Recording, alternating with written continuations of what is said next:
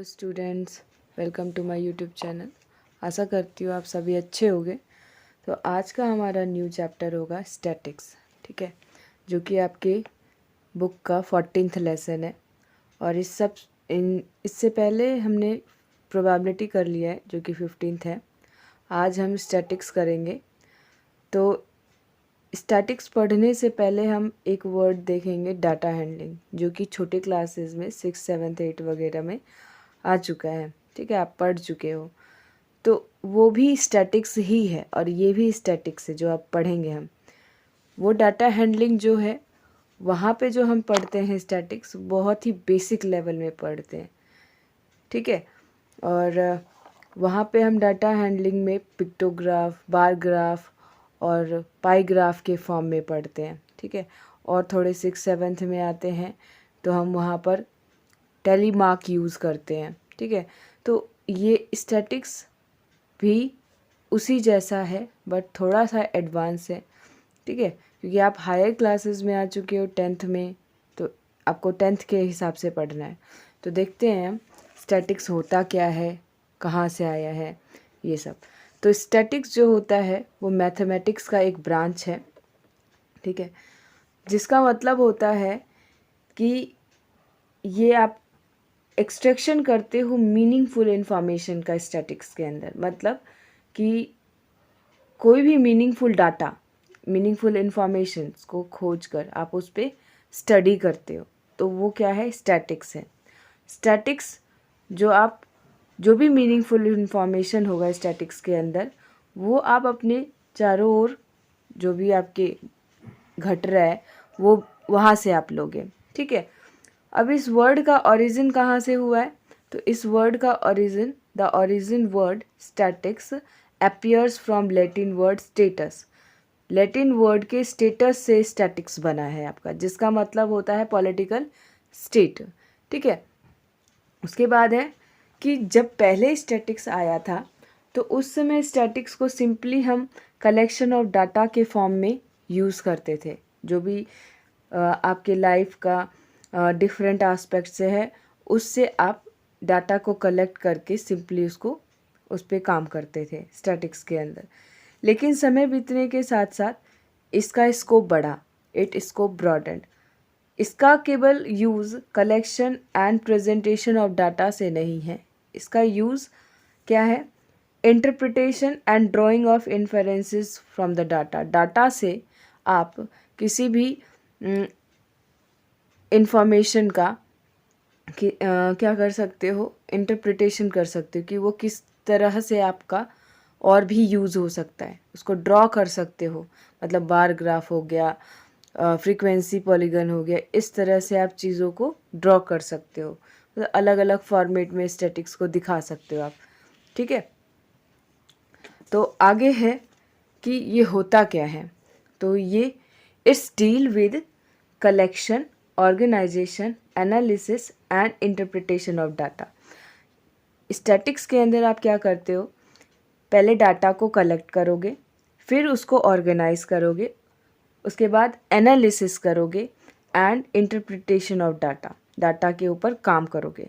For example में मैं अगर आपसे बोलूँ कि आपके क्लास में 30 स्टूडेंट हैं और मैं आपके एग्ज़ाम का, फाइनल एग्ज़ाम का 30 स्टूडेंट्स का मार्क्स मांगूँ मैं, तो मैं आपसे क्या कर रही हूँ, कलेक्ट कर रही हूँ डाटा को। उसके बाद उस डाटा को मैं क्या करूँगी, ऑर्गेनाइज मतलब उसको एक क्रम में रखूँगी, असेंडिंग ऑर्डर या डिसेंडिंग ऑर्डर में, ठीक है। फिर एनालाइज करूँगी कि किस बच्चे का ज़्यादा मार्क्स है और किस बच्चे का कम मार्क्स है, ठीक है। एंड फिर उसके ऊपर काम करूँगी मतलब आगे हम देखेंगे कि हम उसका मीन निकालना चाहते हैं या मॉड निकालना चाहते हैं या मीडियन निकालना चाहते हैं, इस तरह से हम यूज़ करेंगे डाटा का, ठीक है। इसी तरह आगे एग्जांपल्स है, प्रॉफिट ऑफ कंपनी ने हर एक महीने में क्या प्रॉफिट किया है। पहले आप डाटा कलेक्ट करोगे कि जनवरी में इतना है प्रॉफिट, फरवरी में इतना है, मार्च में इतना है। फिर उसके बाद उसको एनालाइज करोगे कि किस महीने में कंपनी ने ज़्यादा प्रॉफिट किया है, फिर कम प्रॉफिट किया है, ठीक है, इस तरह से होगा।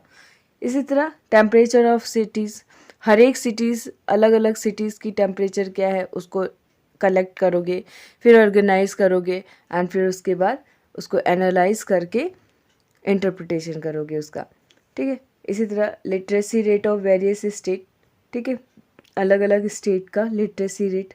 तो ये कुछ एग्जांपल्स थे स्टैटिक्स के। ये तो ये इस तरह से हम डाटा को कलेक्ट करके उसके ऊपर काम करते हैं, ठीक है, ऑर्गेनाइज करके, एनालिसिस करके, ठीक है। उसके बाद आगे देखते हैं हम कि डाटा क्या होता है।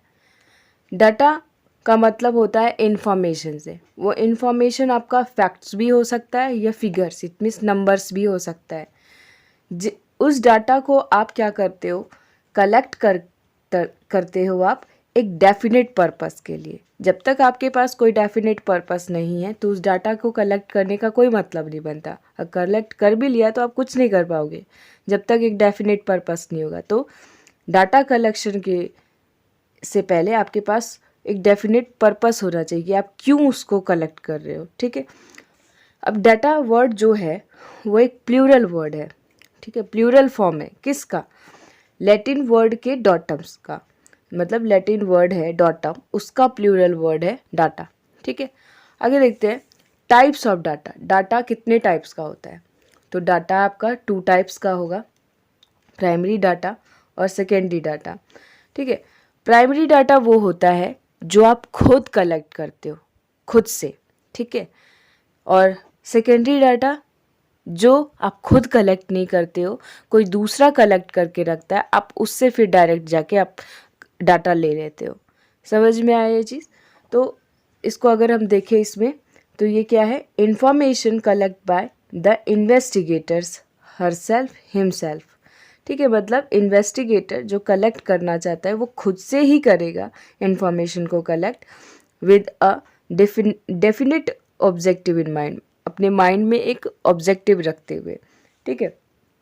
इसके बाद है सेकेंडरी में कि इंफॉर्मेशन जो गैदर्ड होगा एक सोर्स से वो क्या होगा, already had the information stored, वो इंफॉर्मेशन पहले से ही रखा रहेगा पर उसको आप जाके डायरेक्ट लोगे।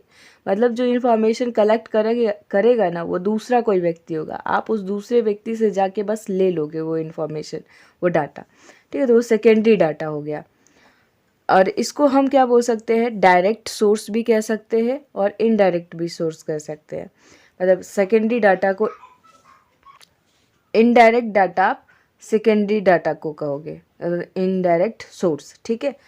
अब प्राइमरी जो डाटा होता है उसका एक्यूरेसी रेट ज़्यादा होता है, मतलब करेक्ट ज़्यादा होगा क्योंकि वो आपने खुद कलेक्ट किया है, तो यहाँ एक्यूरेसी रेट क्या होगा, ज़्यादा होगा। और सेकेंडरी डाटा में एक्यूरेसी रेट क्या होगा, थोड़ा कम होगा क्योंकि जो डाटा है सेकेंडरी वो किसी और ने किया है, हो सकता है उससे मिस्टेक हो जाए और बस आप जाके ले रहे हो उससे डाटा, वो तो वो वहाँ पे एक्यूरेसी रेट क्या हो जाता है, कम हो जाता है। फिर इसी तरह प्राइमरी डाटा जो है यहाँ पे रिलायबिलिटी ज़्यादा होगी, मतलब विश्वसनीयता ज़्यादा होगी, आप उस डाटा के ऊपर ज़्यादा विश्वास कर सकते हो कि हाँ ये सही होगा। और सेकेंडरी डाटा में क्या होगा, लेस रिलायबिलिटी होगी, ठीक है। तो ये आज का हमारा इतना सा था।